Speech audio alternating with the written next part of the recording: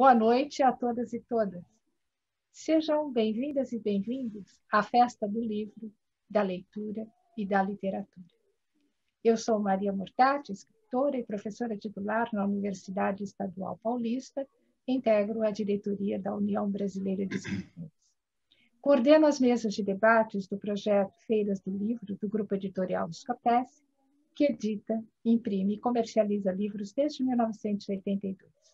Faz parte do seu DNA publicar livros, promover concursos literários, realizar recitais de leitura de textos, participar de feiras e bienais do livro, organizar antologias literárias de novos autores, promover palestras e oficinas sobre o livro e a arte de escrever, trabalhar pela formação de bibliotecas e fomentar o hábito da leitura. Dando sequência às mesas de debates que se iniciaram em 11 de novembro deste ano e se realizam até o próximo dia 11 de dezembro, temos hoje a mesa 9, Poesia, Hoje e Sempre. Eu serei a mediadora desta mesa, então, Maria Mortati, escritora, pesquisadora, historiadora e professora titular na Universidade Estadual Paulista, como disse, licenciada em Letras pela Faculdade de Filosofia, Ciências e Letras de Araraquara, mestre e doutora em Educação pela Universidade Estadual de Campinas e livre-docente em Alfabetização pela Unesp. Atua no curso de Pedagogia e no programa de pós-graduação em Educação da Unesp Campus de Marília, coordena o grupo de pesquisa História da Educação e do Ensino de Língua e Literatura no Brasil. É autora de 2 livros de poemas, Mulher Umedecida, Escopece Editora 2020, e Breviário Amoroso de Sora Beatriz, Editora Patuá 2019, e de livros científicos, 10 deles pela editora Unesp, o mais recente, Receita de Ambrosia, peça didática, além de ensaios, capítulos e artigos sobre história da educação e ensino de língua e literatura. Recebeu o 54º Prêmio Jabuti Educação em 2012, e é presidente emérita da Associação Brasileira de Alfabetização e primeira secretária da União Brasileira de Escritores. O debatedor desta mesa, André Caramuru Albert, é escritor e tradutor. É bacharel e mestre em História pela Universidade de São Paulo. Foi colunista da revista Trip e já escreveu para muitas publicações. É colaborador do caderno Aliás do jornal O Estado de São Paulo e do jornal Rascunho, para o qual já selecionou e traduziu poemas de mais de 80 poetas estrangeiros, muitos dos quais inéditos no Brasil.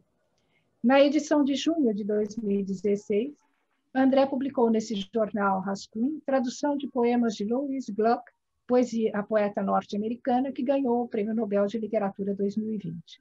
André publicou 3 livros de poemas, Outubro, Dezembro, As Cores Refletidas nas Lentes dos Seus Óculos Escuros, e Se o que eu vi, todos pela editora Patuá. E também publicou 5 romances, entre os quais Poesia Chinesa, pela Sede São Paulo Editora, e traduziu diversas obras, entre as quais Diário de um Desesperado, de Frederic Reck, e Areias Movediças, de Otávio Paz.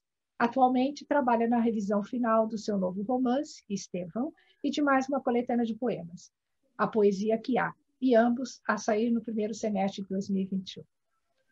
O outro debatedor, Maílson Furtado Viana, cearense, é escritor, ator, diretor teatral e dramaturgo. É graduado em odontologia pela Universidade Federal do Ceará. É autor, dentre outras obras, de A Cidade, vencedora do 60º Prêmio Jabuti 2018, categoria Poesia, e livro do ano, também premiado pela Câmara Brasileira do Livro. Em Varjota, Ceará, cidade onde sempre viveu, fundou em 2006 a Companhia Teatral Criando Arte, onde realiza atividades de ator, diretor e dramaturgo, além de produtor cultural da Casa de Arte Criar. Tem obras publicadas em jornais, revistas e antologias no Brasil, França e Portugal, e mais de 10 textos encenados no teatro. Bem, após a fala dos ilustres debatedores, será aberto espaço para perguntas e comentários dos participantes, que podem ser feitas por escrito no chat ou por meio de inscrição para comentário e perguntas orais, com o tempo aproximado de 1 minuto para a pergunta, 3 para a resposta. E a melhor parte, ao final da mesa, será sorteada a caneca comemorativa do evento. E já antecipo aqui que as pessoas todas se identifiquem com nomes aí para que possa ser feito o sorteio e deixem seus endereços ao final.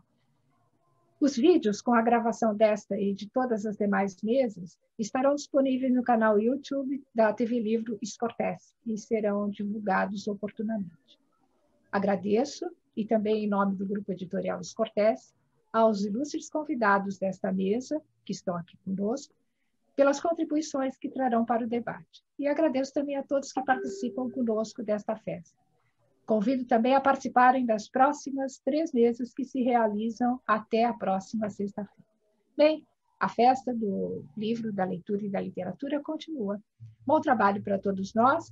E agora eu passo a palavra para Maria Mortati, que vai mediar esta mesa. Bem, Maria Mortati, como eu expliquei, é poeta, etc. Né? Já apresentei. E coordena essas mesas de debates. E a proposta que nós fizemos aqui conjuntamente é de que esta mesa seria com todo direito a toda licença poética, seria uma mesa a tratar de poesia da forma mais adequada possível para tratarmos esse gênero. Será por meio de uma conversa e eu vou inicialmente apresentar algumas questões que depois os debatedores, o André e o Maílson, vão desenvolver até uma surpresa final que nós vamos fazer para vocês. Não é, amigos? Ainda temos algo a mais a oferecer. Bem, nas minhas palavras iniciais, eu vou enfatizar a história dessa mesa, que resultou no que nós estamos hoje aqui apresentando a vocês. O nosso anfitrião, João Escortece, idealizador das feiras do livro, das mesas de debates e de toda essa intensa programação que vem sendo desenvolvida juntamente às feiras do livro Escortece, quando me convidou para coordenar as mesas, logo propus um tema, e o tema era, ele vai se lembrar, o tema era poesia. Desde o começo, o tema proposto para essa mesa foi poesia. E a questão que foi se colocando é que, à medida que organizávamos essas 12 memoráveis mesas, algumas foram dando certo, os temas funcionavam, conseguíamos os convidados, outras não. Mas eu quero ressaltar aqui que esta mesa é aquela que foi uma das primeiras a ser propostas e que está aqui hoje. Portanto, ela, em si, já é representativa daquilo que nós propomos para a reflexão nesta mesa. A poesia como forma de resistência, a poesia necessária sempre, a poesia que é sempre fonte de esperança e de resistência. E a proposta do tema desta mesa, poesia, hoje e sempre, se inspirou em várias fontes poéticas. Para citar algumas delas aqui, são os versos, por exemplo, de Adélia Prado. A poesia, a mais ínfima, é serva da esperança. Ou podíamos ainda recordar algo que sempre reitero, que é a reflexão de Antônio Cândido a respeito da literatura como um direito humano indispensável para todos, e, em particular, reitero aqui, a poesia, indispensável para todos. Direito humano como um direito à literatura. Mas, mais ainda, enquanto organizávamos esta mesa de debates, foram ocorrendo momentos marcantes. E muito interessante foi o ressaltar-se da poesia no movimento contemporâneo de difusão da literatura e, em particular, de difusão da literatura em tempos de pandemia. Foi nesse processo de organização desta mesa, por exemplo, que tivemos notícias importantes, como a da premiação da poetisa norte-americana Louise Gluck com o Nobel de Literatura 2020, e que despertou a atenção de todos um Nobel de Poesia que foi atribuído à poesia lírica, com a justificativa que todos acompanharam, né, que chamou a atenção de todos.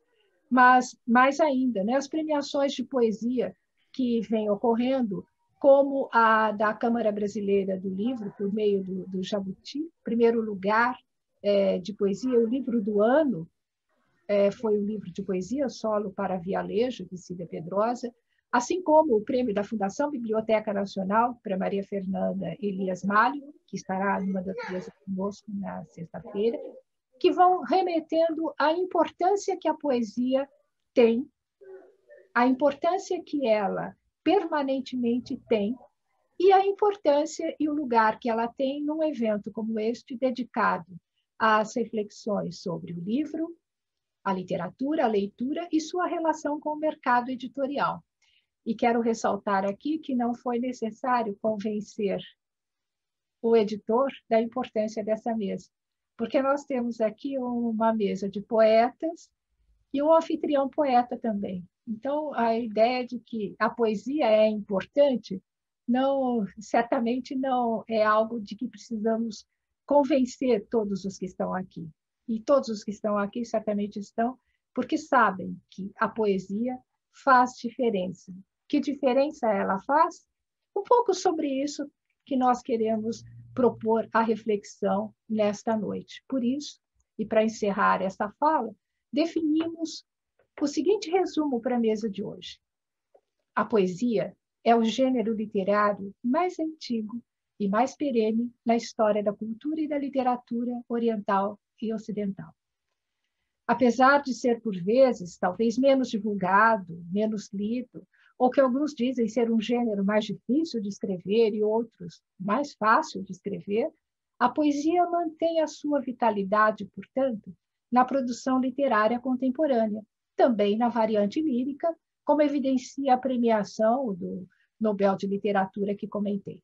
Esses são aspectos que serão abordados nesta mesa do ponto de vista de quem escreve, lê e escreve poesia, e aqui um neologismo criado pelo debatedor André Caramburu Alberto, traduz também poesia, e esses aspectos serão problematizados do ponto de vista da diversidade de temas, formas, espaços, finalidades, modos de produção e circulação da poesia na atualidade, a importância das diferentes instâncias de mediação para a formação de leitores desse gênero literário como uma forma de humanização, resistência e esperança, hoje e sempre.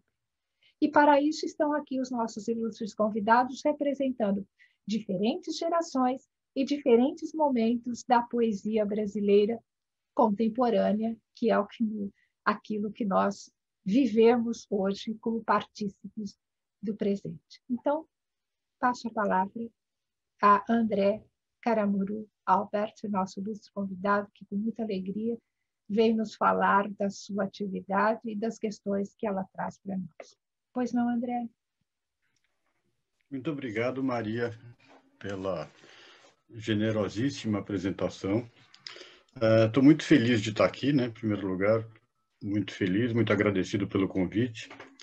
É sempre muito bom, é um privilégio poder falar desse assunto, compartilhar as coisas que a gente pensa, faz. Em geral, lidar com isso, com poesia, é uma coisa bastante solitária na maior parte do tempo, né? E é sempre bom poder falar disso, ouvir, debater. Enfim, muito obrigado. Obrigado, João Scortese, obrigado a você. Enfim, quando foi colocado o tema, né, da poesia hoje e sempre como resistência, eu comecei a pensar em como abordar, né? Como entrar no tema, né? E aí me ocorreu, quer dizer, um pouco o caminho óbvio, né? Que a gente quando olha para a importância da poesia, como você bem disse na sua introdução, a gente olha para o passado, né? É o mais antigo dos gêneros literários, né? E o passado é realmente muito rico de exemplos da importância, né? Da poesia e dos poetas, né? Aí me ocorre de cara, né, a poesia clássica chinesa, né, que eu usei bastante no meu romance Poesia Chinesa. E é uma coisa tão importante que, quando a gente pensa na dinastia Tang, na China, ninguém lembra de algum palácio da dinastia Tang, de uma grande obra né, de construção, nenhum grande feito militar, embora tenha havido vários, mas a gente pensa nos poetas da dinastia Tang. O que ficou da dinastia Tang são os poetas Tu Fu, Wang Wei, né, Li Po. Aí, quando a gente pensa nos árabes, né, na expansão árabe, no Corão, vem imediatamente a poesia da língua árabe, até esse livro que saiu há pouco tempo, falando a respeito do Tim McIntosh Smith, né, falando da expansão árabe, que ele falou que a expansão árabe foi muito mais por conta da poesia do que da espada, né? Que as pessoas não resistiam à chegada da poesia árabe, da língua árabe, do Corão. Então, enfim, a gente olha para trás, a tendência é olhar para trás. E dá vontade mesmo de olhar para trás, porque na China clássica você não faria uma carreira no governo, não seria um funcionário de alto escalão se não fosse um bom poeta. Todos precisavam ser uns bons poetas, né? E hoje livro de poesia vende tão pouca gente lê, que a nossa tendência é essa. Mas aí começaram a me ocorrer algumas questões, né, pensando justamente para vir debater aqui, que nunca foi muito lida a poesia. E a importância que ela tem não é tanto pela tiragem, é pela marca que ela deixa, né? Aquilo que o Pound disse, né, que os poetas são as antenas da raça. Me ocorreu que talvez os poetas sejam os baixistas da raça, né? E quem pensa em música, né, quer dizer, quem não conhece muito música, o baixista é aquele cara que não tem importância nenhuma na banda, né? É aquele que ninguém ouve direito, mas a banda dá muita importância para o baixista, porque o baixista é que dá o ritmo para a banda. Então, talvez os poetas não façam sucesso para o público, mas eles fazem para a banda olha para o baixista que faz a coisa e andar. Se os músicos perdem o baixista, eles se perdem, né? Então, talvez e aí me ocorreu um caso. Eu estou escrevendo a respeito de um exemplo bastante recente, ou pelo menos razoavelmente recente. Tem dois poetas norte-americanos, que são muito pouco conhecidos hoje, né? No Brasil, ninguém conhece, com toda certeza. Muito pouca gente conhece. Mas mesmo nos Estados Unidos, eles são pouco lidos, que são o Robinson Jeffers e o Kenneth Rexroth. Então, assim, mesmo lá, muito pouca gente conhece. Então, se vocês não ouviram falar, também não tem problema, porque ninguém conhece. Agora, eles cobriram um período na Califórnia, do começo do século XX, mais ou menos, até meados do século XX, quer dizer, os primeiros 50 anos do século passado, e tiveram uma importância gigantesca na cultura. Quer dizer, dá para dizer que não teria, pelo menos como a gente conhece, a geração Beat, o Bob Dylan, a Joan Baez com as músicas de protesto, a geração hippie com a volta à natureza, com a valorização de uma vida mais natural, com o pé na terra e o resgate da poesia asiática, chinesa e japonesa, budista, zen budista, sem esses dois poetas. Então, a importância que eles tiveram para a cultura não foi necessariamente relacionada a que eles tenham sido best-sellers e tenham sido lidos por milhões de pessoas, mas pelo papel que eles tiveram, pelos poetas que eles lançaram, que falaram para outros poetas, que falaram para músicos, que falaram para escritores de romance. Então, assim, não acabou a importância da poesia, e ela não vai ser medida pela quantidade de livros vendidos, mas pelo papel que os poetas acabam tendo nessa coisa que me ocorreu de ser o baixista, né? Seriam os baixistas da banda. Enfim, essa foi a reflexão que me ocorreu de cara. Tem outras, mas eu acho que dá para passar um pouco a bola para o Mailson, por enquanto, para você, enfim, e a gente depois segue conversando, né?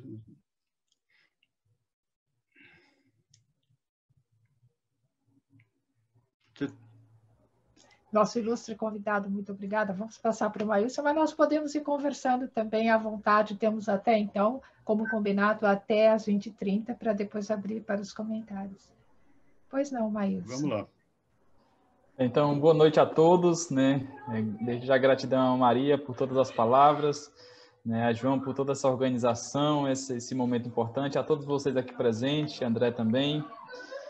Então, estou muito feliz de estar por aqui, né? Nesse momento, nesse 2020 que está se encerrando, mas vai deixar marcas para o resto da humanidade, para o resto dos dias que virão, né? E estamos nos reinventando, né? E momentos como esse aqui são importantes para a gente se manter vivo conversando sobre poesia, né? Para começar falando sobre poesia, eu gosto muito de falar sobre isso no sentido que acredito enquanto poesia em 3 camadas de compreensão, né? Eu sempre acredito a poesia nessas 3 camadas, nessa mais ampla, né? Que seria a poesia enquanto inerência humana, né? Acredito muito que o homem se encontrou enquanto humano a partir desse encontro com essa poesia, né? Sempre trato esse termo poesia no sentido de ressignificado, né? De se reencontrar, de encontrar outras possibilidades, e por esse motivo trago essa camada ampla, né? De compreensão que seria essa inerência humana, né? Então a gente precisa dela para se manter vivo, né? Mas como encontrar essa poesia, né? Como encontrar essa inerência humana, né? Como encontrar esse alimento, né?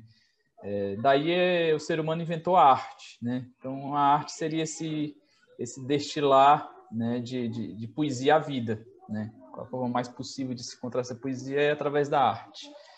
Então essa segunda camada, a arte nas suas diversas vertentes, né?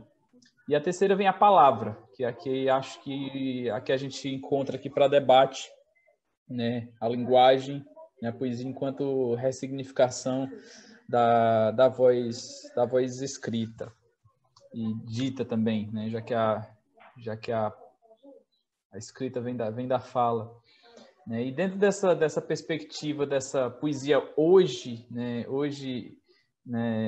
Que se alicerça nesse sempre, né? Eu venho trazer algumas reflexões a partir de alguns elementos que Maria trouxe no primeiro momento da fala dela, quanto à questão desse hoje, pelo menos aqui mais pautado no Brasil, na questão dos prêmios, né? Sei que os prêmios não dizem em grande amplitude o que é a produção do Brasil, a produção de determinado lugar, mas traz em parte um reflexo do que se faz em determinado lugar, né? E pelo menos nos últimos 3 anos acompanhamos uma presença muito pulsante, né, da poesia dentro desse aspecto, né? Em 2018, né, tive a alegria, né, de ser premiado com Jabuti, né, com um livro, um poema de fôlego, né, um livro com tom meio que epopeico, épico, né? No mesmo ano, né, a vencedora do Oceanos, que Marília, ganhou também com um livro de poesia, né, Câmera Lenta. Então, esse ano, mais ainda, a gente teve já citados pela Maria Cida Pedrosa, agora com Jabuti, a Maria Fernanda, agora também com a BN, a Luíse com o Nobel, né? E observando todos essas premiações, que eu não queria nem ver nem pelo prisma da premiação, mas pelo que a obra diz, né? Então, a gente analisando cada obra dessas que foi premiada, né, o trilhar desses autores, desses artistas, cada uma tem uma voz, né, muito própria e muito distinta uma da outra, né? Então isso traz uma reflexão sobre um reflexo do que são esses dias dentro do fazer literário contemporâneo, que é a pluralidade, né? Então, temos desde o épico, né, até a voz lírica da Luiz, até a poesia engajada da Maria Fernanda, né, e todas, nenhuma dessas vozes calam uma ou outra, né, mas se somam para afirmar esse hoje da poesia, né? E para além disso, dessa pluralidade, né, acredito muito que a poesia, né, nesse hoje que vivemos, ela vem refletir muito, acredito muito que é o gênero, apesar de concordar muito nesse sentido de ser o gênero talvez menos lido, o gênero menos divulgado, mas sem dúvida, para esse momento que a gente vive, né, da humanidade, que é o momento do instante, o maior monumento literário que a gente tem, né, enquanto gênero é a poesia, né? É o único que consegue se engrenar dentro desse momento do instante, né? Então daí se engrena no momento, nesse espaço da internet, nos espaços das ruas, nos muros, né? E aí ganha cada vez mais vozes e possibilidade de leitura, né? E diversas formas possíveis para que a poesia esteja cada vez mais pulsante, mais presente na nossa vida, a dizer esse caminhar dos dias, né? Porque, voltando naquilo que disse, a gente não consegue seguir e viver sem ela, já que ela, como eu acredito, é inerente à nossa condição humana de existir. Então, daí a busca é sempre necessária.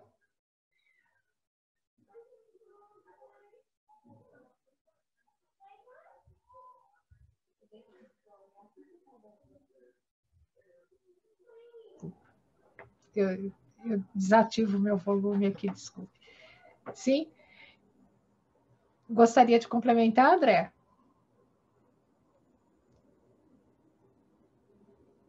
Está sem som também. Ativar o seu microfone.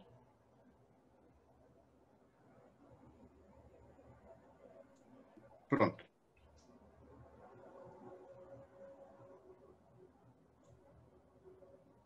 Ok, agora sim.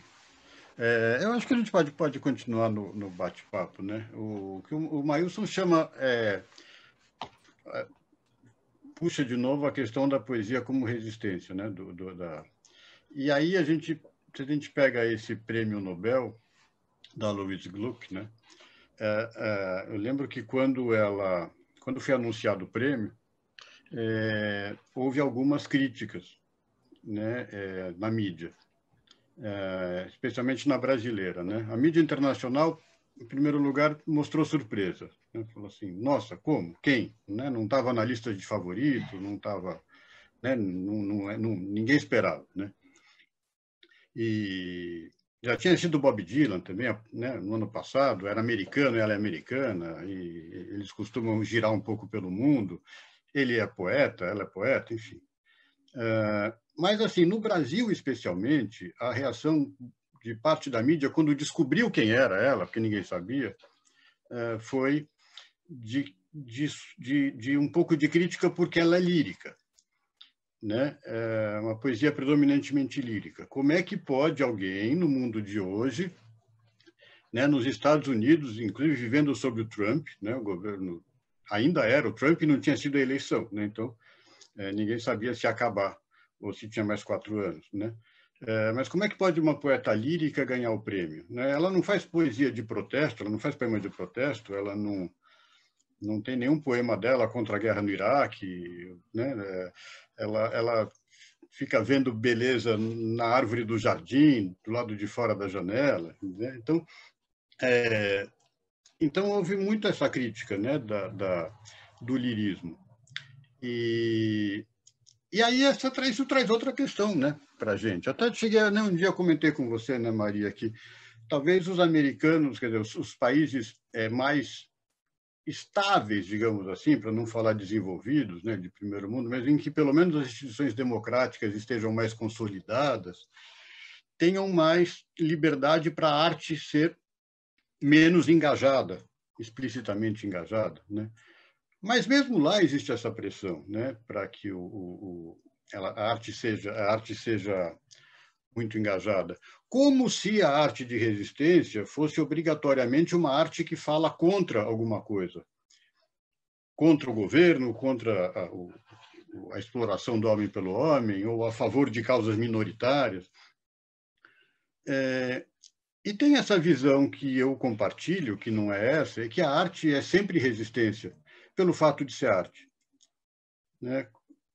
Quando você está num mundo como o nosso, quer dizer, quando você está num mundo como o do Brasil de hoje, que tem esse governo horroroso, que tem essas elites atrasadas, e você escreve, ou lê, ou traduz poemas, isso é resistência.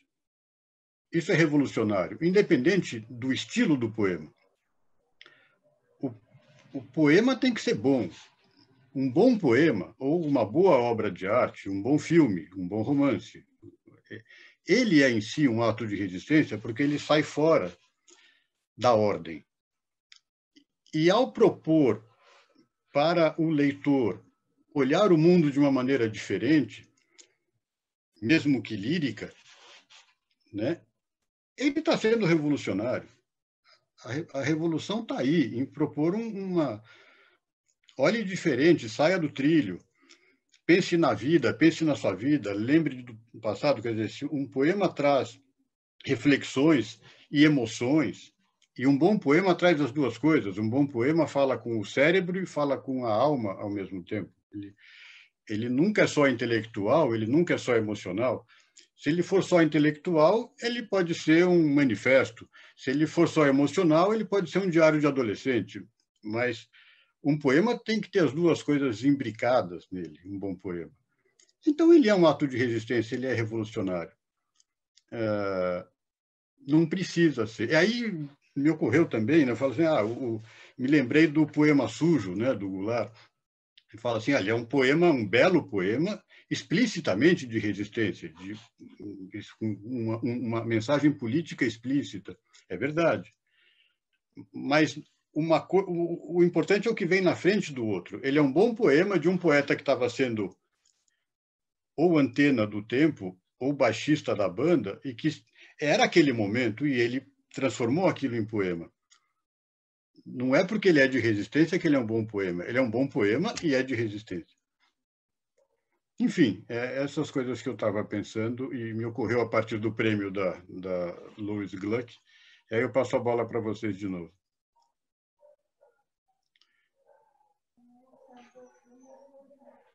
Ailson? Eu gosto muito disso que André traz e concordo completamente com tudo isso que ele aborda. Eu traria para juntar isso o termo delicadeza, né, que eu gostei muito assistindo uma determinada aula certo dia e ver esse termo delicadeza no sentido de resistência, né, que é justamente isso que André traz, a necessidade de mudar a ordem das coisas, de reinventar esse momento, né? Reconstruir esse momento, ressignificar o momento, é um ato de resistência, né? Enquanto eles estão preocupados, né, com bombas, com tiros, com sei lá o quê, né? A gente está preocupado com a vida, a olhar uma árvore, a olhar uma nuvem, a olhar a vida, né? A dizer que ali a vida também está presente, né? E isso é uma parte muito presente também, dentro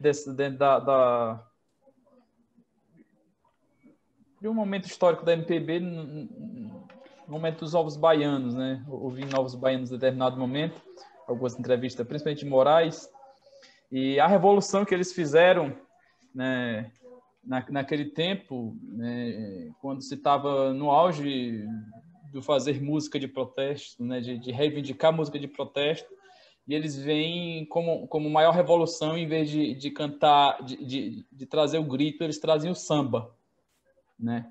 Então, e até hoje, né, enxergamos eles, né, enxergamos esse lirismo que eles trazem, essa delicadeza que eles trazem, né, enquanto possibilidade de ver a vida, de ver o mundo, de ver aquele tempo, inclusive, né? É muito bonito isso, e daí, novamente, essa importância, né, da poesia, né, da arte, ressignificar esses momentos, e a importância desse lirismo, né, dessa delicadeza para dizer da vida, né? E quando, na verdade, eu não gosto muito desse atrito que é entre essas duas frentes, né?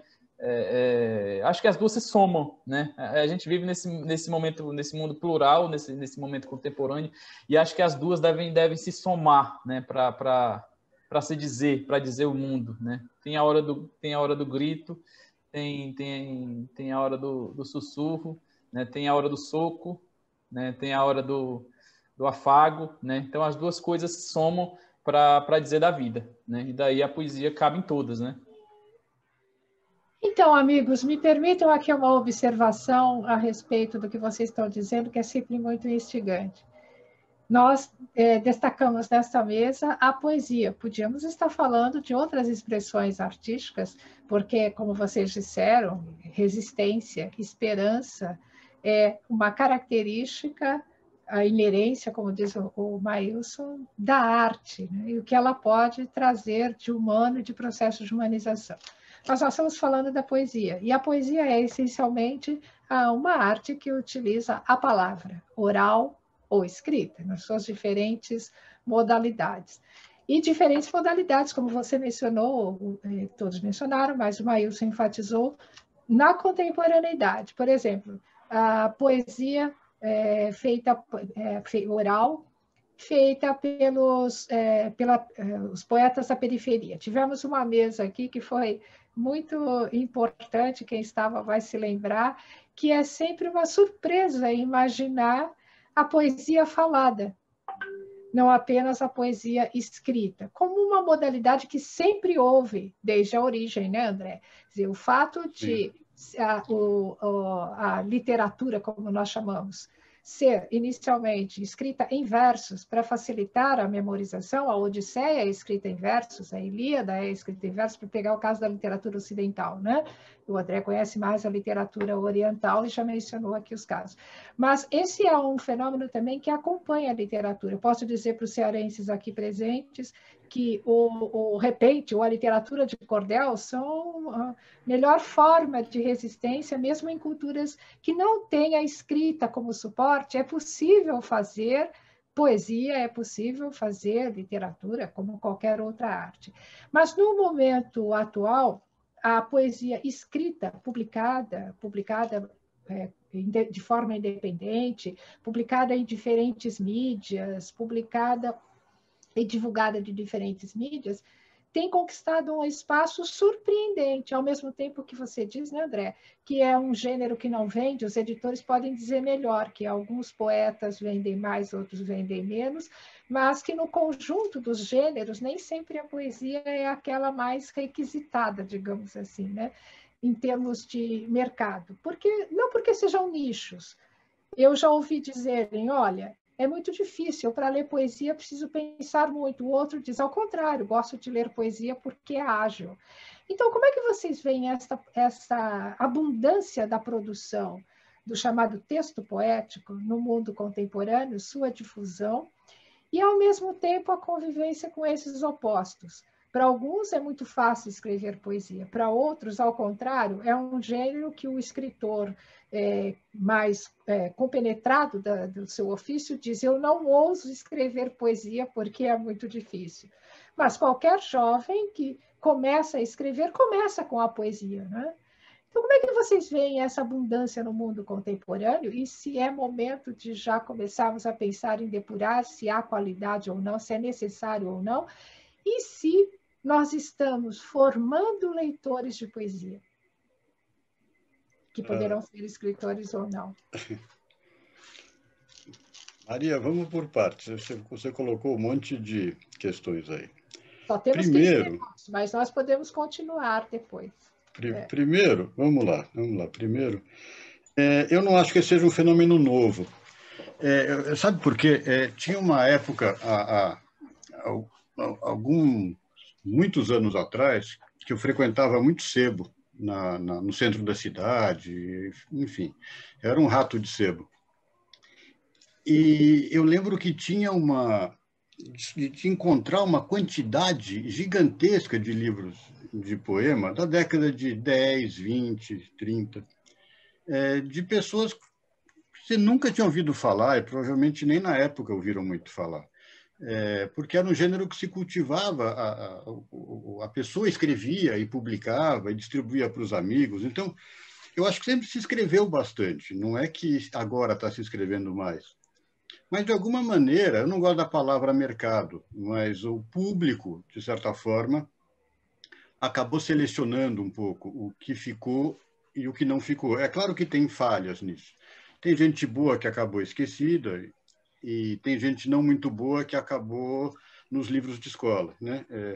Mas, de alguma forma, o público fez com que o Mário de Andrade ficasse, o Oswaldo de Andrade ficasse, o Raul Bopp ficasse, e outros não ficassem. Você encontra no sebo, você vai lá no sebo e tem. É baratinho, porque já não vendia na época, não vende hoje, né?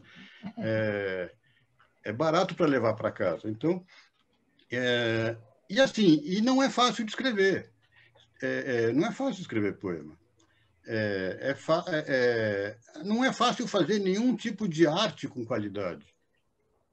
É fácil pintar uma tela. Você entra numa loja, compra uma tela, compra lá um bocado de tubos de tinta, pincel, e você faz um quadro, você pinta um quadrinho lá. Aquilo não é necessariamente bom, é uma coisa fácil, aparentemente fácil. Assim como aparentemente fácil é escrever um conto, aparentemente fácil é compor uma música. É só aparentemente fácil, porque compor uma boa música é super difícil. Você pintar uma boa tela é super difícil. Então, eu não acho que seja fácil escrever. É fácil escrever um poema. É difícil escrever um bom poema.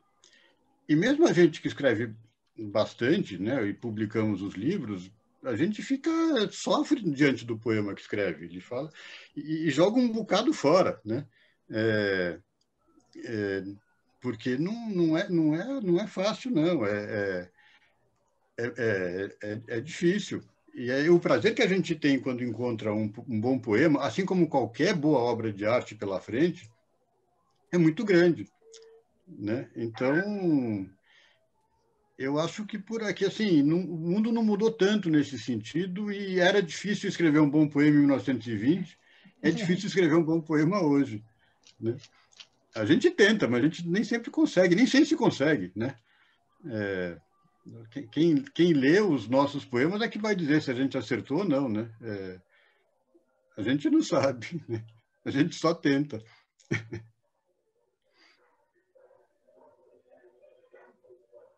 Tá fechado, Maria. Como diz Fernando, no verso Fernando Pessoa, né, no poema Isto, em que ele encerra dizendo: sentir, sinta quem lê, né? O poeta já fez a sua parte, a partir daí fica com o leitor, né? Desculpa, Mailson, você, por gentileza. Eu vou trazer algumas questões, né, eu enxergo que há mais espaços hoje, né, no sentido de divulgação maior da literatura, por conta da contemporaneidade que vivemos, todas as possibilidades que ganhamos ao longo das últimas décadas, né? Então, todos esses ganhos tecnológicos, né, acho que abriram campos um pouco maiores também para a poesia entrar, né? Principalmente por esse momento que a gente vive, é o momento do instante, né? Então, de todos os gêneros literários, a única que cabe nela é a poesia, né? Não cabe um conto, nem um conto cabe, né? Não cabe um romance, então a poesia é a única que cabe, né? Então, por esse motivo, ela consegue ser esse monumento do instante, né? E como a gente vive nesse momento do instante, esse momento dessa liquidez muito, muito brusca, ela é que cabe, né? E consegue se engrenar em algumas possibilidades para além do livro, né? Isso é importante citar, né? Então, para além do livro, há a internet, as redes, aos blogs, aos muros, né? Há uma poesia, há um trabalho interessante da Alberto Puxeu estudando os muros, a poesia nos muros. Os slams, né? Os slams, com a poesia falada, então é outra possibilidade, isso já é uma poesia engajada, né? E a forma que eles escolheram para dizer o que nunca puderam dizer é através da poesia, né? Isso é um grande mérito, um grande honra para esse gênero. Acho que por inventar leitores, né?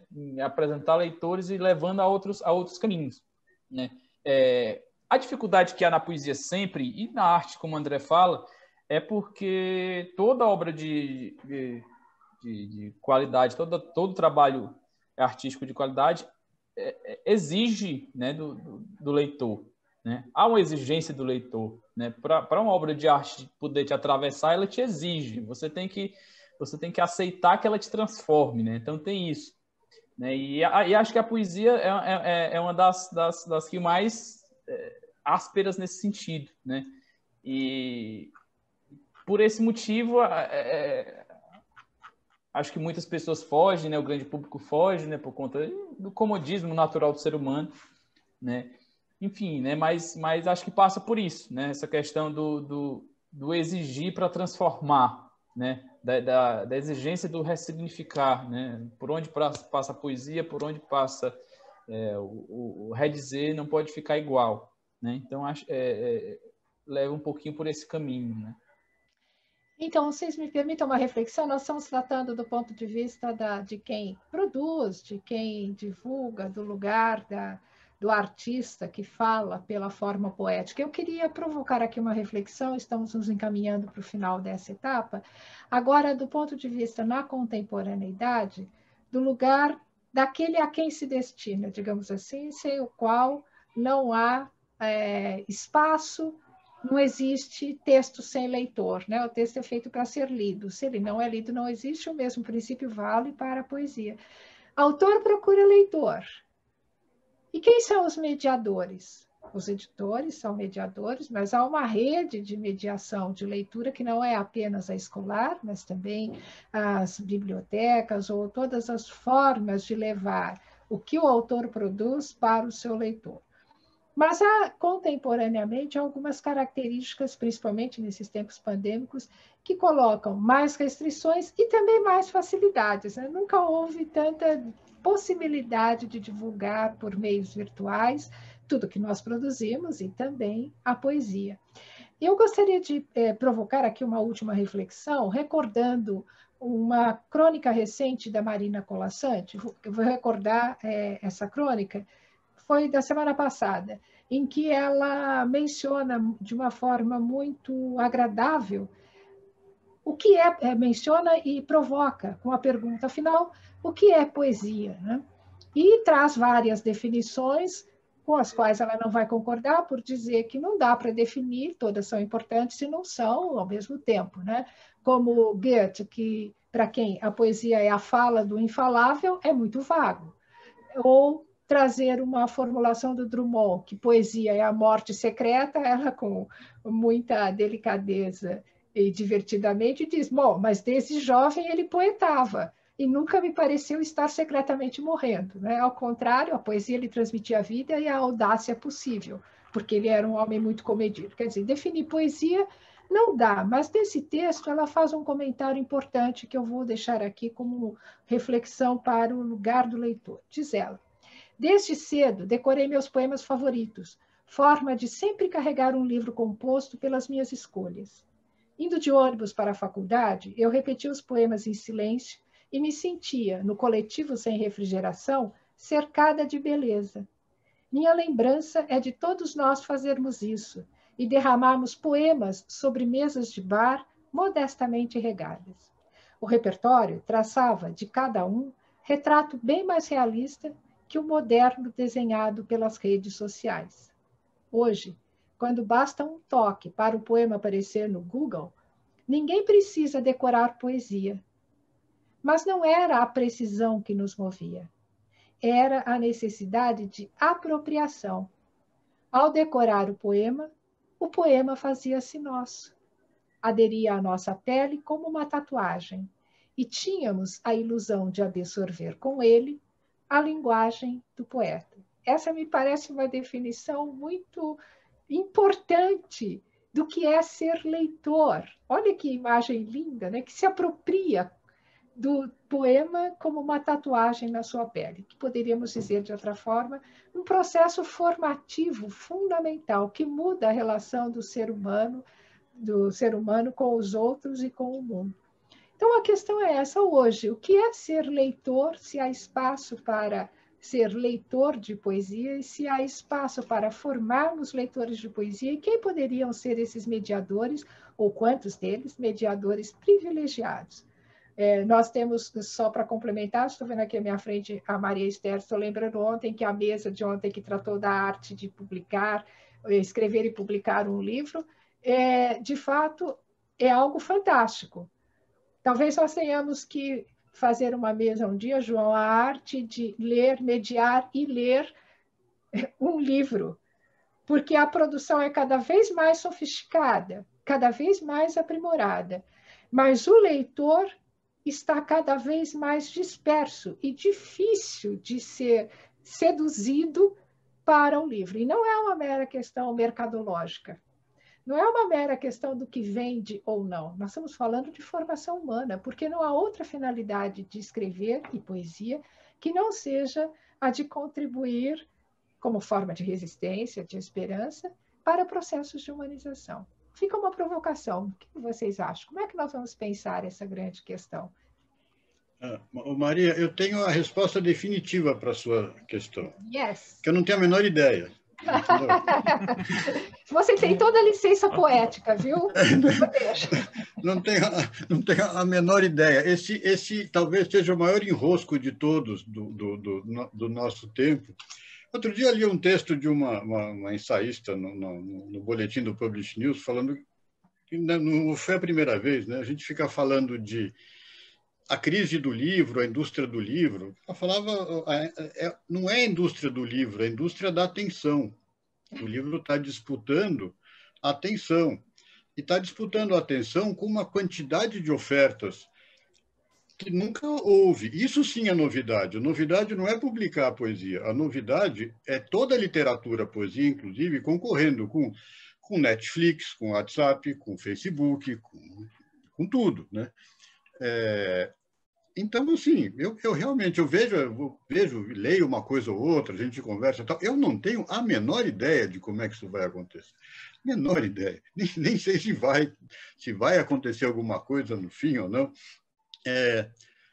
De qualquer maneira, voltando para os anos 80, 70, 80, quando a gente era menos digital, sempre me ocorreu uma coisa que eu acho que valeria hoje ainda, apesar de a gente estar no mundo digital, que é assim, voltando para a escola, para as aulas de literatura, eu sempre achei um crime começar por século XVI, XVII, XVIII, e vir depois para cá. Se você quer desenvolver numa criança o interesse por poesia e coloca para ler Camões, você está matando, na minha opinião. Olha, não estou tirando mérito do Camões, não estou fazendo nada, eu só acho que é uma questão de ordem. Se você quer colocar o interesse de alguém por aquilo, apresente uma obra que diga mais para aquela pessoa, para o dia dela, para a vida dela, para o tempo dela. Fora isso, que é uma coisa que eu, enfim, penso há muito tempo, no mundo de hoje tem muita oferta, tem muita coisa. É muito difícil, mesmo um romance, não precisa ser um livro de poemas, um romance é muito difícil hoje, uma pessoa chegar em casa, depois de um dia do trabalho, com Netflix ali, 50 mil minisséries, piscando na tela do computador e vai falar, agora eu vou ler um romance.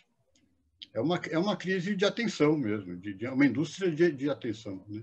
Então, é isso. Não sei, passo para o Maílson agora, ver o que ele acha. É complicado demais mesmo, né, sobre isso. É tudo isso que você fala. Comentando um pouco disso que você tratou sobre a escola, eu acho que passa um pouquinho sobre a escola, né? E acho que realmente a grade que a de ensino hoje no país, para a questão da literatura, é triste, né? por conta desse motivo, principalmente que André traz, mas a principal tenta se ensinar literatura sem se ensinar o gosto pela leitura, né? É a mesma coisa que, tipo, eu sou apaixonado por futebol, é a mesma coisa que um menino de 4, 5 anos que está começando a gostar de futebol, em vez de mostrar para ele como é que se chuta uma bola e ensinar tática para ele, né? Eu acho que é a mesma coisa, né? 4-3-3, não sei o quê, antes de ensinar a chutar a bola. Eu acho que é a mesma coisa, né? E isso acontece, né? Em vez de se ensinar a ler, acho que já vai apresentando coisas que não atraem, né? Então, é muito disso, né? Então, o meu encontro com a literatura, né, enquanto aluno dentro de uma escola, né, encontrei a literatura dentro da escola, mas não nas aulas, né? Mas passeando na biblioteca, mexendo nos livros da biblioteca, uma vez folheando, encontrei Leminski, né, e vi que aquele cara dizia alguma coisa para mim, né? E depois vai vir os outros, né?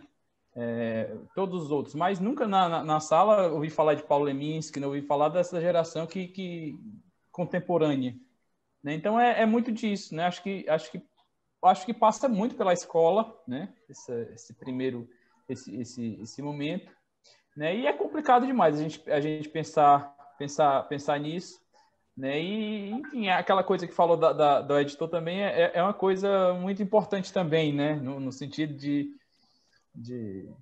da gente procurar beleza, né? A gente encontra a leitura através da beleza. Então, a edição realmente é algo também importante. Então, passa por muitos campos, né? Mas acho que o principal campo é esse debate ainda para essa reformulação da escola em si, né? Que eu acho que é um caminho onde todos passam. Então, uma vez ou outra, alguém vai passar por ali, vai encontrar poesia nesses corredores, né?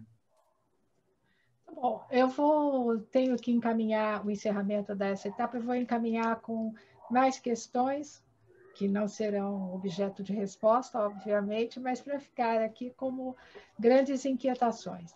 E, de fato, dentre as instâncias mediadoras, a escola tem um lugar quase que privilegiado no país em que a universalização da educação básica, nos níveis, pelo menos até anteriores ao ensino médio, até o ensino fundamental 1, está praticamente universalizado, mas também um país em que nós temos 7% de analfabetos e um contingente imenso de analfabetos funcionais. Mas, ao mesmo tempo, a pesquisa Retratos da Leitura indica que há leitores e que há muitos leitores que nem sempre são considerados ou são respeitados como tais.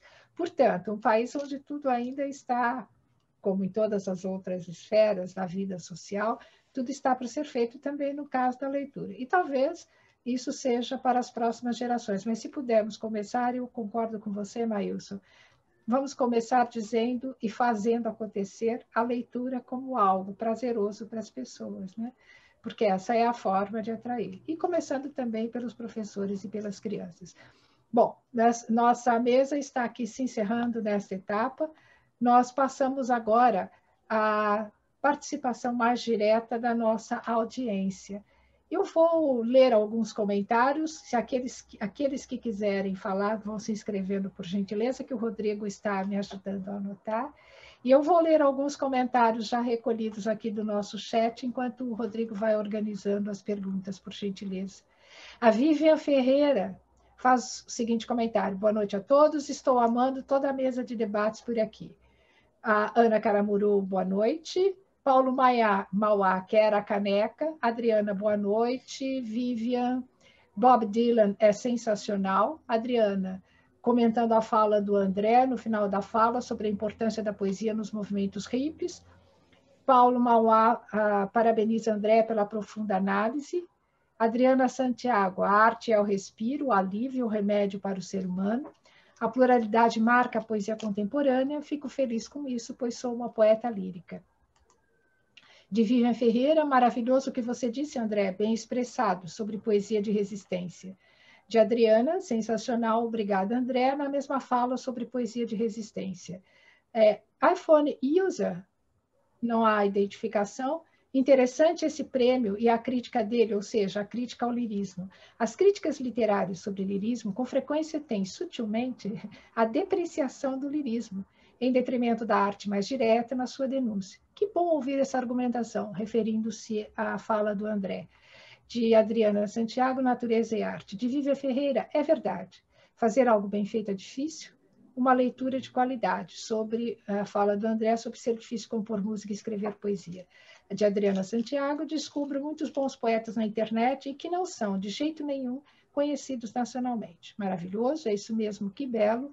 O poema como tatuagem na pele, referindo-se à imagem formulada por Marina Colasanti. De Maria Esther, uma definição maravilhosa ao final da fala provocativa que fiz, lendo a crônica de Marina Colasanti. De Vivian Ferreira, é isso mesmo, Adriana. Na fala de André sobre não saber como será o futuro da poesia, bravo. De Maria Esther para todos, a arte de ler e viver poesia. De João Scortese, a poesia salva. Ainda de João Scortese, poesia hoje e sempre. Legal saber do elo mágico que é a poesia. Ainda do nosso anfitrião editor, a vida é o que ela é, resistência, registro e sobrevivência, hora do grito e do silêncio. A poesia é teimosa, e isso lhe dá eternidade. Vamos às perguntas? Eu vou apresentá-las aqui, e são 4 perguntas nesse primeiro bloco, depois, se houver outras, a gente pode... vou reapresentá-las. Então, as 4 primeiras perguntas... e ainda tem a inscrição para a fala de João Scortese. Podemos fazer o seguinte? Você quer falar antes, João? Ou já passo para as perguntas? Faço as perguntas escritas e você fala depois, ou vice-versa? Eu tô pulando aqui na cadeira, né? Eu estou há 40 anos publicando poesia, devo ter publicado 4.500 livros em primeira edição. Então, eu acho que a gente adquire um pouquinho de experiência, né? Eu vou contar uma historinha rapidinho que me fez mudar o que eu penso.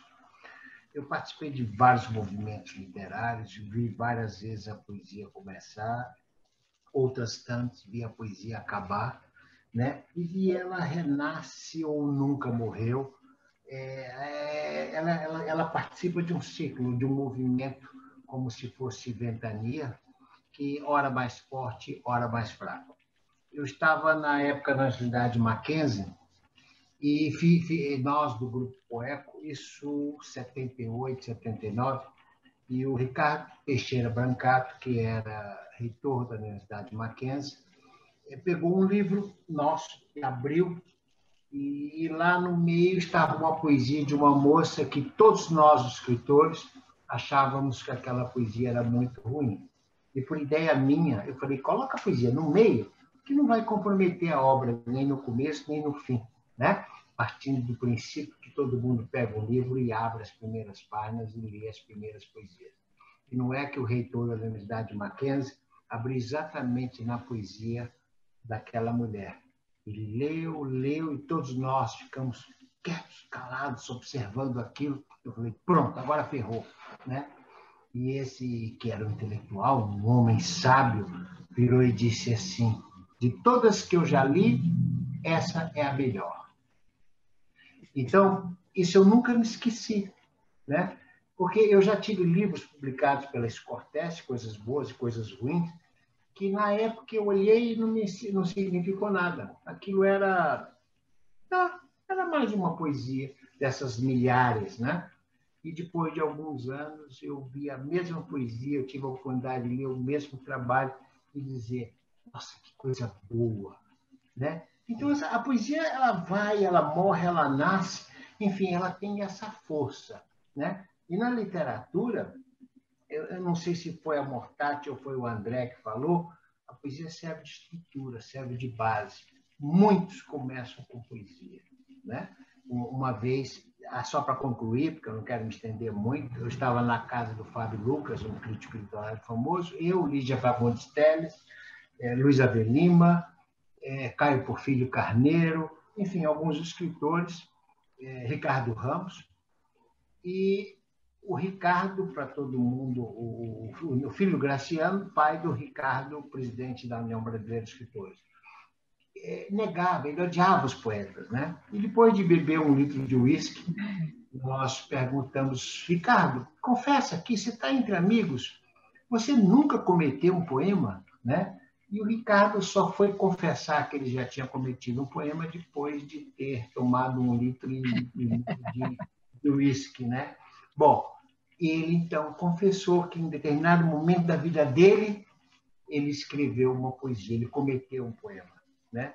Eu nunca esqueci disso, porque a Lígia virou para ele e disse assim, a Lígia Pagonstelli, disse: Ricardo, você tem uma coisa ótima para a poesia. Quando a gente lê o seu texto, a gente escuta você falando. Então, eu acho que foi o Maílson que falou isso, né? A importância que isso tem de resistência, de marcar, de criar raízes para todos nós, né? Nós, escritores, temos necessidade muito grande de aprender de alguma forma. Eu acho que a poesia serve de base, serve de estrutura para tudo isso. É o que eu aprendi em 40 anos. Eu, talvez, no início, soubesse muito.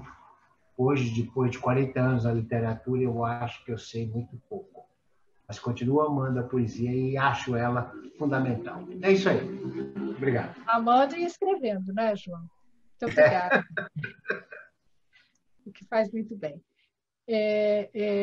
Vou, então, passar. Muito obrigada. Eu acho que esse aqui daqueles depoimentos importantes para a gente registrar, né, João? Eu vou passar, então, as perguntas que foram apresentadas aqui no chat. Do Sibila. André, é para o André esta. Dizem, no mundo todo, que a literatura e o teatro não são muito próximos. Eu, pessoalmente, penso que a literatura está mais próxima do cinema enquanto estruturas narrativas. Qual é o seu olhar a respeito? Adriana Santiago faz uma pergunta, pode ser, acho que para quem quiser responder. É possível, em uma mesma obra, colocar poemas líricos e de engajamento? Ricardo Rutiliano Roque pergunta: a arte escrita é de resistência, que cura na prosa e na poesia humaniza, e no haikai salva o protagonismo humano, pós-humano e preserva o cenário? Por fim, de Maria Esther, como fica a tradução da poesia? A Luiz tem um poeta no Brasil para trabalhar com essa tradução? Passo para vocês, então. Também depois, se eu tiver alguns palpites, eu apresento. Por gentileza, André, Maílson, ou Maílson e André. Então, vamos lá. Pergunta do Sibila. Olha, essas classificações são inevitáveis, né? Fazem parte do nosso universo mental, classificar assim ou assado. É muito engraçado, porque eu tenho uma sensação, isso não é científico, mas na minha percepção, o poema ele é mais próximo de uma aquarela do que de um romance em geral. Pelo menos os poemas que me atraem mais o olhar. No sentido de que os poemas que me atraem mais o olhar e a leitura, eles são mais imagéticos. Eles são menos narrativos e são mais, eles transmitem uma sensação, uma imagem, como se você estivesse olhando pela janela e vendo uma cena boba que acontece na rua, como se fosse uma aquarela. Por outro lado, se você pegar um poema épico, ou um poema forte, como Brecht, por exemplo, você vai ter ele muito próximo do teatro, ele pode ser declamado no palco com intensidade, com energia, com as pessoas erguendo a voz. Então, essas classificações, elas variam muito. Eu acho... às vezes, o poema se aproxima do romance, alguns poemas se aproximam de alguns tipos de romance, e outros se afastam muito. Mas é engraçado, porque a gente tem dentro de nós uma necessidade de classificar, né? de falar, isso parece mais com isso, se aproxima mais daquilo. Mas, na minha visão, e ela fica mudando, viu, Sibila? Assim, eu vejo umas coisas, isso aqui parece mais aqui, se enquadra mais ali, mas Eu acho que são sempre curiosas essas classificações, desde que a gente não fique preso a elas e a gente use para pensar a respeito. Né? É o que eu teria a dizer. Seria isso. Não sei se alguém quer completar. Não, eu vejo algo parecido dentro disso e eu realmente acho que a poesia está mais perto, pelo menos para mim, da arte visual mesmo, né? Da tela, né? Sempre vejo isso. Sempre acreditei nisso, né? Em determinado momento fui até estudar, ler um pouco mais sobre arte visual para poder entender um pouco mais sobre a minha tentativa poética, né? Então, sempre acredito, na verdade, dentro disso. Mas hoje, isso eu acho também outra característica muito presente desse nosso viver desses dias nessa poesia contemporânea, nesse movimento contemporâneo que a gente tem dessa pluralidade, né, dessa questão do instante, e dentro disso entra aí o hibridismo, né, que é isso, né, a gente não sabe direito o que é determinada coisa, quando na verdade são tantas, né, são tantas. Tem uma frase tem uma definição muito que eu gosto muito que Gonçalo Tavares traz, sobre a questão da escrita. Ele diz que não escreve poesia, não escreve romance, não escreve conto, ele escreve texto, né? E é isso, né? No momento que ele traz essa soma de todas essas possibilidades para ser uma coisa só, ou ser todas ao mesmo tempo, tudo se torna possível, né? Então, às vezes, essas classificações, essas rotulações, às vezes quebram um pouquinho mesmo, né? E eu particularmente gosto, né? Às vezes, realmente de somar todas essas possibilidades que há, né? Levando um pouquinho para o teatro, levando um pouquinho com esse pé na música, com esse pé na arte visual, com esse pé na palavra, né? Brincar com essas possibilidades para além do gênero também, né? Com o narrativo, trazer a crônica, trazer a dramaturgia, trazer o verso, enfim, todas essas coisas acho que passeiam muito por principalmente por isso existe desde sempre, né? Mas nesse momento que vivemos, acho que está mais presente, está mais pulsante, a gente consegue enxergar mais a olho nu tudo o que está acontecendo a partir desse hibridismo, né? Então é mais ou menos isso. Bem, está tudo gravado aqui, mas é sempre bom lembrar que quando apareço aqui digitando, eu já vou contar os bastidores para quem está vendo, que nós temos um grupo de WhatsApp onde nós nos comunicamos aqui entre os participantes da mesa e recebo as perguntas do chat e repasso. Então, se vocês me veem cabisbaixa, aqui não é falta de interesse nem indelicadeza por quem está falando, tá? Mas faz parte do nosso métier e dá certo em todas as mesas aqui. Então, eu estou recolhendo as próximas perguntas, já estamos encaminhando para o final, e eu vou apenas aqui apresentar um comentário, não é uma pergunta, é uma solicitação, mas, Vivian, nós vamos deixar para pensar mais adiante, tá? Se vamos conseguir atender a sua solicitação, porque isso depende de muito empenho nosso aqui, né? A piscadela, assim como no romance do Manuel Antônio de Almeida, filho de uma pisadela e um beliscão. Mas a pergunta agora acho que é para o Maílson, de Rubervan Nascimento. Por que a boa poesia escrita no Nordeste, por exemplo, é muito difícil de ser admitida no eixo Rio-São Paulo? Será, Rubervan? Temos dois cearenses para responder aqui hoje, hein? Para mim fica um tanto difícil de responder isso, né? Porque eu enxergo daqui, né? Eu estou no Ceará, sempre vivi no Ceará, vejo com esses olhos daqui, né? E não daí, né? Então, pelo menos vejo que há uma aceitação, sim, né? Eu acho que é uma dificuldade, na verdade, de chegar, né? Acho que a maior questão acho que é de chegar até aí, a dificuldade que a gente tem maior aqui de conseguir uma editora que consiga distribuir, que consiga chegar aí, né? Acho que a maior questão está dentro disso. Mas estou assistindo, estou sendo otimista nos últimos anos, que acho que está tendo um movimento, né, de engajamento um pouco maior quanto a essa questão, né? Os prêmios são importantes dentro disso, né? Também, né, a criação também de algumas editoras que conseguem, né, ter um campo maior de distribuição, né, com selos que conseguem chegar a todo o país, né? Mas acredito mais que seja essa questão de conseguir chegar, né? Não conseguir chegar a esse ponto, talvez, de negação, né, de uma região a outra, né? Não sei, né? Sim. E você me permite um palpite, não sei se o João quer comentar, mas é como... Eu comentaria também.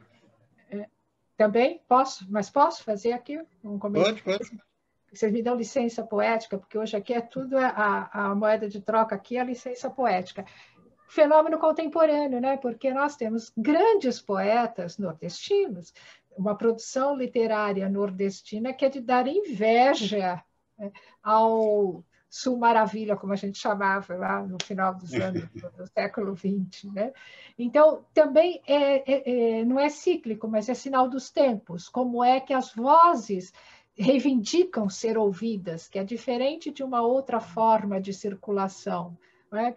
Desde a Faculdade de Direito do Recife até a Faculdade de São Paulo, os grandes romancistas e escritores formados em direito são nordestinos, né? Depois vocês podem dizer aqui para nós, isso não é um fenômeno do século XX, nem dos regionalistas, isso é um fenômeno característico de uma composição da intelectualidade brasileira, que também escrevia, que eram os bacharéis. Bom, o assunto é ótimo, está esquentando, mas nosso tempo está encurtando. Então, eu vou passando para vocês a palavra. Não, eu só emendar, Maria, isso aí, ficou aqui. Eu não vejo assim, não. Eu acho que a vida do poeta é sempre difícil em qualquer lugar. E sempre essa coisa. E se a gente pegar justamente o Brasil de hoje, grandes nomes da poesia recente são do Nordeste, né? João Cabral, Ariano Suassuna, Ferreira Goulart era maranhense, né? Hoje, um dos poetas que eu mais gosto em atividade no Brasil é o Ruiz Pinheira Filho, que é baianíssimo, né, em atividade, quer dizer, então eu vejo que a vida do poeta é sempre difícil, mas eu não vejo uma resistência especial ao nordestino, não sei, eu não vejo assim, acho que a vida é dura mesmo. A vida é dura e para o poeta é mais dura ainda, por isso a poesia salva, né, às vezes. Bem, mais alguém gostaria de comentar? João tinha se manifestado naquele momento sobre essa pergunta, não? Não, veja bem, você vê que todo mundo tem razão, né? Então, todo mundo, eu sou obrigado a concordar. Mas eu acho, eu não sei se é o que o Maílson falou, o Rubervan, um cara lá do interior do Ceará, vamos usar a minha terra para não pegar, né, Maílson? Vamos usar a nossa terra.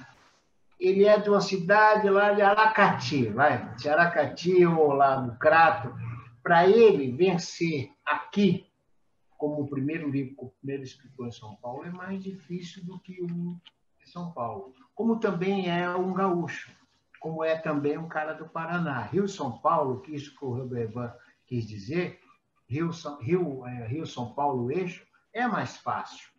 Pode ter certeza que é. Agora, depois que o cara é famoso, o cara conseguiu, que ele até usa o interior ou a cidade lá do Nordeste como uma caixa forte, como um lugar de reclusão dele, aí fica famoso, fica nobre, fica chique. Nós tivemos vários escritores dessa forma. Você pega Graciliano, teve que ir para o Rio. Muitos, né, tiveram que sair do Nordeste para chegar a São Paulo. Existem exceções, claro, mas eu acho que é um pouquinho mais difícil. E concordo que o André também falou uma coisa importante. A poesia é difícil para todo mundo, né? Eu vejo o meu caso, 23 livros publicados, eu no começo queria ser lido. Eu queria que todo mundo ficasse sabendo e conhecesse o meu trabalho, né? E depois eu passei a escrever para meia dúzia de pessoas. Hoje, eu escrevo para mim. Você vê como as coisas mudam, né?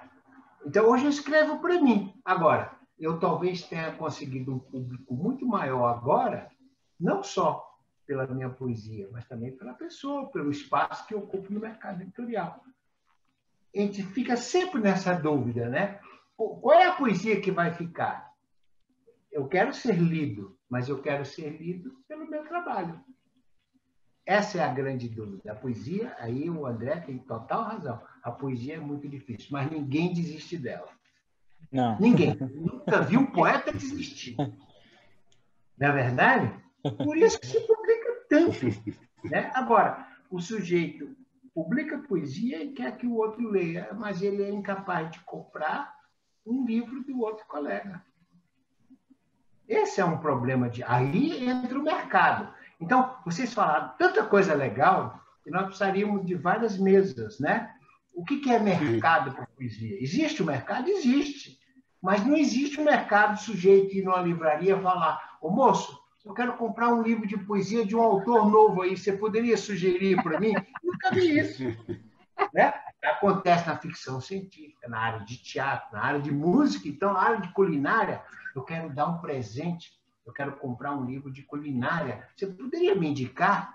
Mas eu nunca vi de poesia. Você não sai do Drummond, você não sai do Manuel Bandeira, você não sai do Olavo Bilac, de fulano de tal, você não sai disso. Então, como romper essa barreira? Essa é a grande dificuldade. Nós temos milhares de escritores, milhares de poetas. Hoje, depois de muito tempo, eu tenho visto a poesia como base. Ela é importante, ela é única, ela é individual, mas ela também é coletiva. Muitos contistas, muitos romancistas, a grande maioria, escreveu um livro de poesia ou cometeu, às escondidas, um livro de poesia. É isso. A bela imagem, João, cometeu as escondidas. A poesia clandestina. Meu pai, Maria... O nosso pecado é cometer poesia. Olha que... Eu já era editor há 20 anos. O meu pai, um belo dia, me confessou que tinha. Aliás, eu fiquei sabendo pela minha mãe, que tinha um livro guardado que ele tinha escrito. Tá certo? E ele nunca tinha me mostrado. E a minha mãe, uma mulher prática, inteligente, no dia que ela descobriu isso, que ela foi trabalhar comigo, em um ano ela publicou 3 livros. E nunca tinha feito poesia. Olha a diferença. Meu pai levou 20 anos, eu já editor, dono de uma gráfica, dono de editora, e nunca me contou que tinha um romance. E negou até a morte. Minha mãe disse para mim que nunca tinha escrito uma poesia, sentou e escreveu 3 livros. Quem tem razão? É uma imagem interessante isso, né? É isso. Muito bem. Na próxima mesa nós vamos querer o João também, tá? Viu, João? Estou me segurando aqui. É que esse André e esse Marilson, os caras são bons demais, né? Os caras levantam a bola, não gostam de futebol, pelo menos o Marilson disse que não gosta. Levanta a bola e você não pode chutar, né? Nunca age. Não gosto. Eu gosto. Você é torcedor do Ceará, né? Da do Leão. Ah, bom. Bom, eu preciso agradecer muito a vocês, porque certamente essa é uma mesa, todas são memoráveis, mas esta de poesia que nos encanta, estamos aqui, é mais uma prova de que a poesia é a poesia, inexplicavelmente esse mistério que envolve todo mundo. Mas nós vamos passar a uma outra, a um comentário que é uma solicitação. Lília Moura diz o seguinte: sou escritora da Escotesse, poetisa e compositora, e gostaria que cada um falasse uma poesia da sua autoria. Então, eu convido aos participantes, aos convidados desta mesa, e ao anfitrião agora convidado, que conforme a distribuição que temos na tela, está ocupando um espaço aqui de convidado, de estar ao redor da mesa, para que apresentem. Vamos atender ao pedido da Lília? Vocês concordam? Vamos. Vamos. Então, nós não tínhamos preparado nada, vai ser tudo de surpresa. Certo? Mas então fiquem à vontade na ordem que vocês quiserem. Enquanto eu estou pensando aqui em qual que eu vou ler. Pode ser? Quem gostaria de começar? Vai, André. Maílson, vamos lá, querido? Quer começar? Posso começar? Pode ser o Maílson para mim? Vai, André. Então, vamos em ordem alfabética. Vamos em ordem. Vai lá, André. Então, vamos lá. Ó, eu vou ler um poema inédito. Deve entrar no meu próximo livro. Se chama Verbos. Ergo os olhos e a cabeça, levanto os braços. Fito o horizonte. Sereno eu digo, que venha dos céus o vento que destelhará tua casa. Do mar as ondas que destroçarão teu barco. E que tu te afogues uma vez, duas, e depois te afogues novamente. Que a seca faça germinar as pragas que te encherão o corpo de chagas e teu silo de vermes. Que em lama se desfaçam as rochas sob teus pés, abrindo na terra as fendas por onde subirá o fogo que consumirá a ti, aos teus, a tudo que é teu. Porque tudo isso são verbos, e os verbos são meus. Desde o princípio são, porque podem ser, porque as coisas são o que são, porque sou o que cria, sou quem destrói. Porque sou bom e amoroso o Pai, porque sou o Pai. André. Estamos conhecendo o poema inédito. Então, Verbos de André Alberto, já coloquei aqui a indicação no chat. Agora, em ordem alfabética, pode ser eu estou vendo aqui, pode ser João, Maílson, quem quer? Pode ser, Maílson? Posso ir. Por gentileza. Vou trazer dois poemas curtos aqui, inéditos também. O primeiro diz assim: Pai carregava o sol toda manhã, de tanto e tanto, frestas rasgavam o trançado do chapéu, e tudo já era dormente, e tudo era ir e ir e ir, com a promessa do dia seguinte, pagar a vida inteira. E o segundo... terminou isso. Qual é o título desse que eu estou botando no chat? Parabéns. Não tem título. A maioria dos meus poemas não tem título. O segundo também sem título. Eu vou pôr só a primeira palavra do primeiro verso. Pronto. Pai carregava o sol toda manhã. Primeiro verso. O segundo diz assim: as sandálias ao canto guardam teus passos e não sabem para diante o horizonte. Guardam caminhos, guardam distâncias, guardam a próxima esquina, guardam o fim do mundo que nelas começa.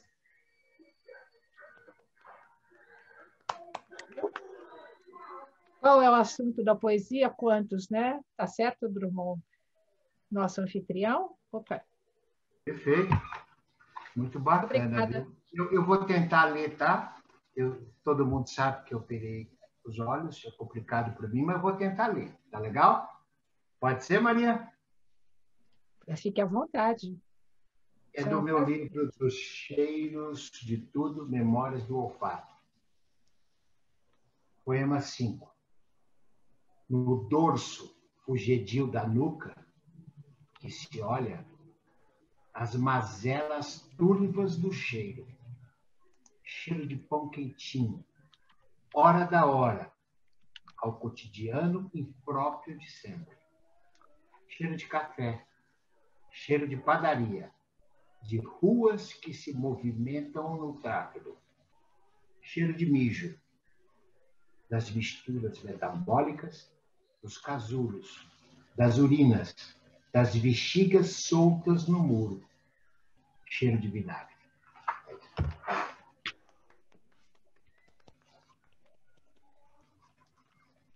Obrigada. Viu? Tudo é matéria de poesia. E eu peço licença, então, para ler também o meu. Já divulguei o poema, mas eu vou lê-lo. Está no livro Mulher Umedecida, da Escotesse, 2020. E eu perdi a página. Achei. E se intitula Delírio da Razão.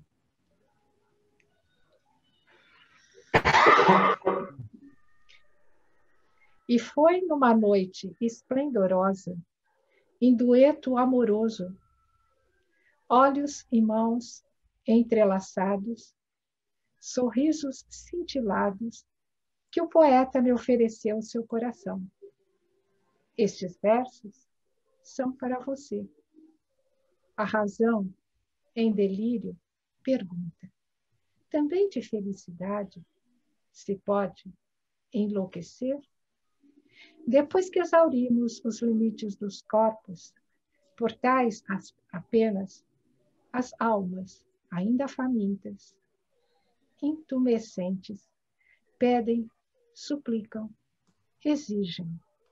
A vertigem do gozo em poesia, até a exaustão.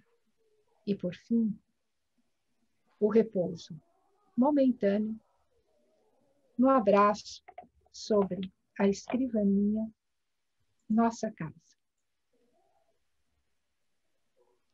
Permitam-me terminar, obrigada, com um poema sobre a poesia e sobre o poeta, curtinho. Silogismo perfeito. Quem me conhece, conhece o poema, porque eu gosto muito, inédito, de 2012. Inédito em livro, já bastante divulgado. Silogismo perfeito. Todo homem é mortal. Eu sou mulher e poeta. Logo, sou eterna.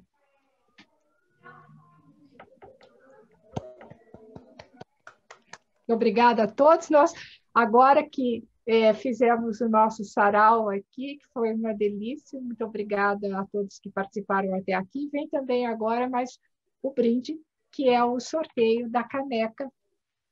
Aqui está. Guarde um pouquinho para eu fazer o print, Rodrigo, por gentileza, que esse momento é emblemático. Essa caneca que vocês estão vendo na tela, que será sorteada pelo Rodrigo. Um minutinho, todos sorrindo.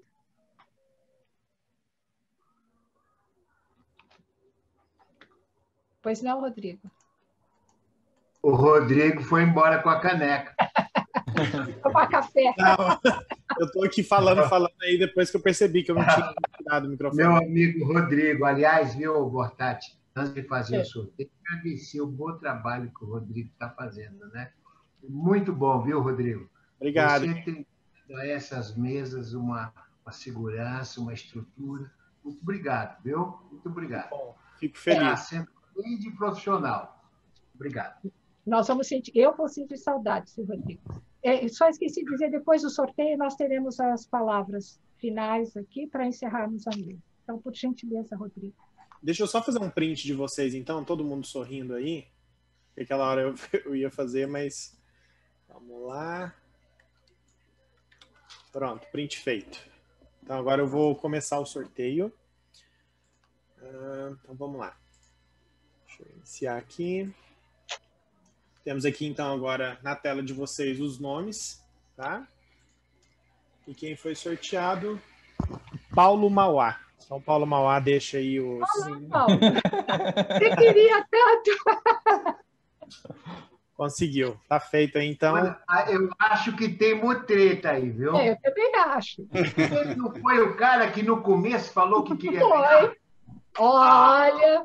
Ele me chamou aqui ele me chamou no privado e a gente fez um acerto aqui para ele. Ele deve ter te prometido um livro. Eu conheço esse cara, viu? Bem, então, Paulo, parabéns pelo sorteio da caneca. Ficam aqui para breves despedidas de alguns segundos cada um, para encerrarmos, então, a atividade. Palavras finais, por gentileza. Então, pode ser? Sim. Então, vamos lá. De novo, muito obrigado pelo convite, pela oportunidade. Foi muito gostosa essa conversa. E eu só queria... Você, no comecinho, Maria, falou das definições de poesia, até citou a Marina Colasanti, né? Me ocorreu uma na hora que eu gosto muito, que é de um poeta americano chamado A.R. Emmons, de que a poesia é como a caminhada.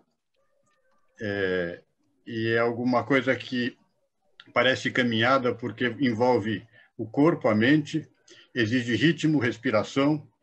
Você anda sempre para frente, mas você olha para os lados e olha para trás. Então, é isso. Eu fecho com a poesia como caminhada. Muito obrigada, André, por sua participação. Foi uma alegria tê-lo aqui. Esperamos nos reencontrar em breve, por gentileza, Maílson.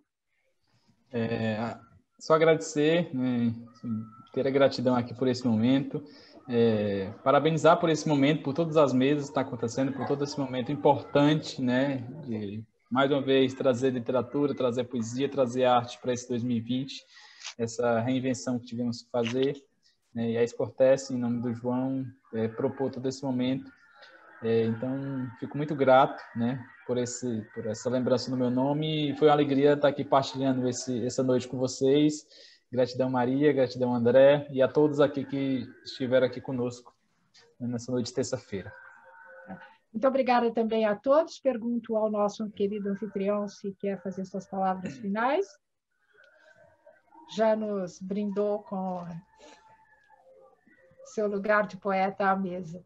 Então, muito obrigada a todos vocês, André, vocês, Maílson, foi uma alegria encontrá-los, foi uma alegria mergulharmos no mar de poesia que o Maílson, egoisticamente, não compartilhou conosco hoje, o seu cenário de mar de verdade, mas fica para uma próxima vez, que ele alegrou de sal e sol as nossas reuniões preparatórias. Inesquecíveis. Maílson, André, inesquecível, o introtradutor da Louise Gluck. Será sempre um prazer reencontrá-los. Obrigada a todos os participantes e espero que continuem conosco nas próximas mesas. Amanhã, obrigado. Depois e depois, até o dia 11 de dezembro. Muito obrigada. Obrigada, Rodrigo. E até breve. Obrigada, João, mais uma vez, por nos proporcionar esta festa que continua.